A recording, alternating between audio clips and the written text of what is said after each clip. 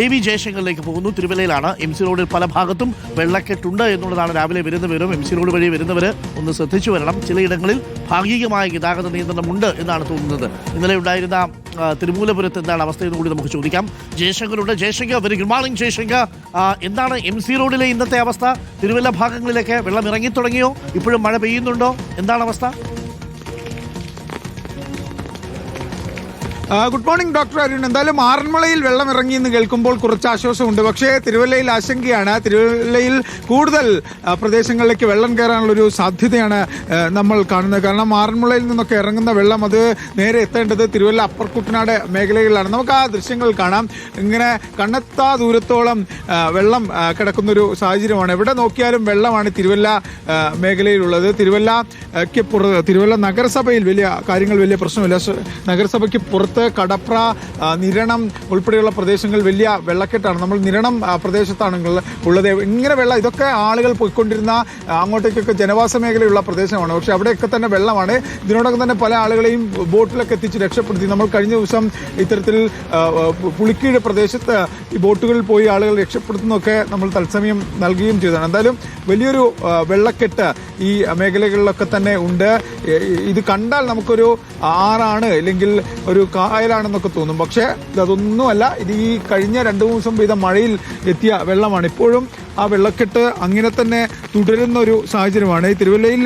ഈ തിരുവല്ല നഗരസഭയ്ക്ക് പുറത്ത് മിക്ക ഇടങ്ങളിലും മുട്ടോളം വെള്ളം തുടരുന്ന ഒരു സാഹചര്യമാണ്.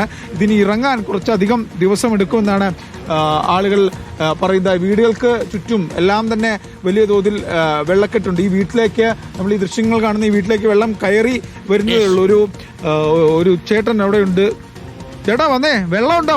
കയറി വരുവാണോ വെള്ളം? വന്നേ ചേട്ടാ, വെള്ളം കയറി വരുവാണോ? ആ, വെള്ളം കയറിയോ? പറിക്കാത്ത കയറിയോ മോനെ? ആ, ആശങ്കയാണല്ലേ? മോനെ ആശങ്കയാ. ക്യാമ്പിലോട്ട് പോകുന്നില്ലേ? ക്യാമ്പിലോട്ട് പോകാണ്ട് ഞാൻ പോയിട്ട് വന്നാൽ ഇതൊന്ന് വൃത്തിയാക്കുക. മേളുവശം എല്ലാം കഴുകി പറിക്കാവുമല്ലോ, ഒന്ന് കഴുകി ഇറക്കുക. വെള്ളം ഇറങ്ങി തുടങ്ങിയെന്ന് ചോദിക്കും ഡോക്ടർ അരുൺ. വലിയ ആശങ്കയാണ്. ഈ വീട്ടിലേക്ക് വെള്ളം കൂടുകയാണോ കുറയാണോ? ഇന്ന് ഇപ്പൊ ശലം കുറയാൻ തുടങ്ങി. ആശ്വാസമാണ്. ആശ്വാസം. ഡോക്ടർ അരുൺ, അദ്ദേഹം പറയുന്ന വെള്ളം ഇത്തിരി കുറയുകയാണെന്നാണ്. എന്നാൽ പക്ഷേ പൊതുവിൽ നമ്മൾ ജില്ലാ ഭരണകൂടമൊക്കെ സംസാരിക്കുമ്പോൾ ആറന്മുളയിൽ നിന്നുള്ള വെള്ളം ഇങ്ങോട്ടേക്ക് ഇറങ്ങി ജലനിരപ്പ് 2 അടിയോളൊക്കെ പല പ്രദേശങ്ങളിലും കൂടുമെന്നാണ് പറയുന്നത്. എന്തായാലും വലിയ തോതിലുള്ള ഒരു വെള്ളക്കെട്ട് ഈ മേഖലയിലൊക്കെ തന്നെ രൂക്ഷമായിട്ടുണ്ട്. ഒപ്പം മഴയുമുണ്ട് ഡോക്ടർ അരുൺ. വലിയ തോതിൽ മഴ ഈ പ്രദേശത്ത് പെയ്തുകൊണ്ടിരിക്കുകയാണ്. ശക്തമായ മഴ ഈ പ്രദേശത്തുണ്ട്. ആറന്മുളയിൽ ഇടവിട്ട മഴയാണെങ്കിൽ ഇവിടെ രാവിലെ മുതൽ ശക്തമായിട്ടുള്ള മഴ പെയ്യുന്ന ഒരു സാഹചര്യമുണ്ട്. എന്തായാലും വലിയ തോതിലുള്ള വെള്ളക്കെട്ട് ഈ മേഖലയിലൊക്കെ തന്നെ ഉണ്ട് ഡോക്ടർ. മറ്റൊരു വീടിൻ്റെ ദൃശ്യങ്ങളാണ്. അവിടെയും ആ വീടിൻ്റെ മുറ്റം വരെ വെള്ളം എത്തുന്നൊരു സാഹചര്യമുണ്ട്. ഈ തിരുവല്ലയിൽ മിക്കയിടത്തും ഡോക്ടർ അരുൺ, തിരുവല്ല നഗരസഭയ്ക്ക് പുറത്തുള്ള പലയിടങ്ങളിലും ഇതാണ് കാഴ്ച. അങ്ങ് ഉള്ളോട്ടേക്ക് നമുക്ക് നടന്നു പോകാനുള്ളൊരു സംവിധാനമൊന്നുമില്ല. പക്ഷേ ബോട്ടുകളിലും മറ്റും പോയി കഴിഞ്ഞാൽ വലിയ തോതിലുള്ള വെള്ളക്കെട്ട് ഈ പല വീടുകളുടെയും താഴ്ഭാഗം പൂർണ്ണമായും മുങ്ങിയ അവസ്ഥ ഉൾഭാഗത്തേക്കുണ്ട്. നമുക്ക് ഉള്ളോട്ടേക്ക് പോകണം. പക്ഷേ അത്തരമൊരു അവസ്ഥ നിലവിലില്ല. മത്സ്യത്തൊഴിലാളികൾ ഉൾപ്പെടെ രക്ഷാപ്രവർത്തനം നിലവിൽ നടത്തുന്നുണ്ട്. പരമാവധി ആളുകളെ കഴിഞ്ഞ ദിവസം രാത്രിയൊക്കെ തന്നെ ജയശങ്കർ ആ വീട് പൂട്ടിക്കിടക്കുകയാണെന്ന് തോന്നുന്നു. ആളുകളില്ലെന്ന് തോന്നുന്നു. അവരൊക്കെ ക്യാമ്പിലേക്ക് മാറിയിട്ടുണ്ടാവും. ഇത് തൊട്ട് പിന്നിലാണ് ആറുള്ളത്.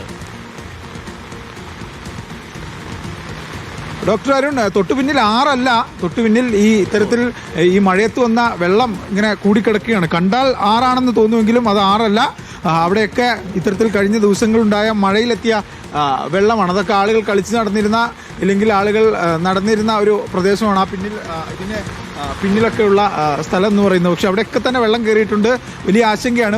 പരമാവധി ആളുകളെ തിരുവല്ലയിലെ വിവിധ ക്യാമ്പുകളിലേക്ക് മാറ്റുന്ന സാഹചര്യം ഉണ്ട്. ഈ നഗരസഭയ്ക്ക് പുറത്തുള്ള ചില ക്യാമ്പുകളിലൊക്കെ തന്നെ വെള്ളം കയറുന്ന സാഹചര്യം കഴിഞ്ഞ ദിവസം ഉണ്ടായി. അതിന്റെ അടിസ്ഥാനത്തിൽ ഈ നഗരത്തോട് ചേർന്നുള്ള ക്യാമ്പുകളിലേക്ക് കാര്യങ്ങൾ റിപ്പോർട്ട് ചെയ്യുന്ന തിരുവല്ലയിൽ നല്ല മഴയുണ്ട്. ആറന്മുളയിൽ മഴയുണ്ടായിരുന്നു. ഇപ്പോൾ വീണ്ടും ആറന്മുളയിൽ മഴ തുടങ്ങുന്നു. തിരുവല്ലയിലും ഇപ്പോൾ ജയശങ്കർ റിപ്പോർട്ട് ചെയ്യുന്ന സ്ഥലത്ത് നല്ല മഴയുണ്ട്.